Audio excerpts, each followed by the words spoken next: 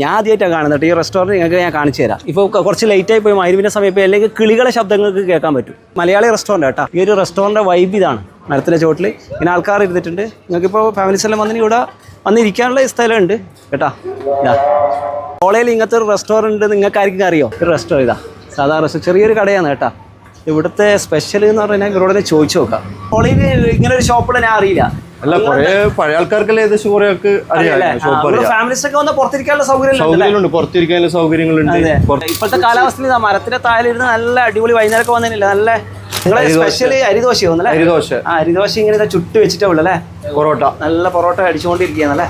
അതിങ്ങനെ മാറി മാറി ഉണ്ടാവും. ചിക്കൻ ചുക്ക ഉണ്ടാവും. ഇതിനൊക്കെ എത്ര പൈസ? ചെറിയ പൈസ ഉള്ളൂ. ചെറിയ പൈസയിലും 5 ദിർഹംസ്. പിന്നെ കറി അതേപോലെ 5 ദിർഹംസ്. അയക്കൂറ കറി പിന്നെ 4 ദിർഹംസ്. ബീഫ് കറി ഉണ്ടാവും. ബീഫ് ഫ്രൈ വറവുണ്ടാകുന്നു. അങ്ങനത്തെ അങ്ങനെ മാറി മാറി ഉണ്ടാവും. ഫാമിലീസ് വരും. നല്ല രീതിയിൽ കൊടുക്കണം കേട്ടോ. ഇൻഷാ അല്ലാഹ്